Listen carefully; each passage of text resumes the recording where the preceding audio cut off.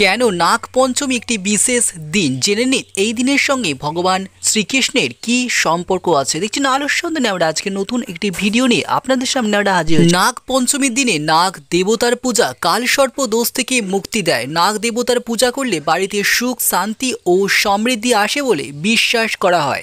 নাগ পঞ্চমীর উৎসব শ্রাবণ মাসের শুক্লপক্ষের পঞ্চমী তিথিতে পালিত হয়। জ্যোতিষীদের মতে পঞ্চমী তিথির অধিপতি হলেন নাগ দেবতা। এই দিনে সর্প পূজার বিশেষ তাৎপর্য রয়েছে। নাগ পঞ্চমীতে নাগ দেবতার পূজা করা শুভ বলে মনে করা হয়। জ্যোতিষীদের মতে কালসর্প দোষ থেকে মুক্তি পেতে নাগ পঞ্চমীতে নাগ দেবতার পূজা করা হয়। এর পাশাপাশি এই দিনে দান করাও কল্যাণকর বলে বিবেচিত হয়। আসুন জেনে নেওয়া যাক নাগ পঞ্চমী ও শ্রীকৃষ্ণের সম্পর্ক আসলে কি ছিল। পৌরাণিক কাহিনী অনুসারে কালিয়া নামক একটি সর্পকে পাঠানো হয়েছিল ভগবান শ্রীকৃষ্ণকে হত্যা করার জন্য।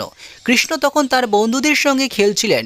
কালিয়া নাগ গ্রামবাসীদের উপর অত্যাচার শুরু করে তাদের কষ্ট দিতে থাকে। তা দেখে গ্রামবাসীরা ভয় পেয়ে যান। এদিকে খেলার সময় ভগবান শ্রীকৃষ্ণের খেলনা নদীতে পড়ে যায়। সেটা আনতে শ্রীকৃষ্ণ নদীতে নামলেই কালিয়া হামলা চালায়, কিন্তু কৃষ্ণের সামনে টিকতে না পেরে পরাজয় স্বীকার করে ও প্রাণ ভিক্ষা চায়।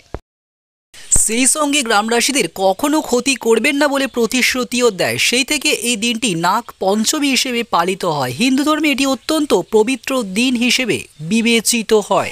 উপরিউক্ত তথ্যে এটা কখনোই দাবি করা হচ্ছে না যে এটা পূর্ণত সত্য এবং সঠিক। এই তথ্য ধর্মীয় আস্থা ও লৌকিক মান্যতার উপর আধারিত।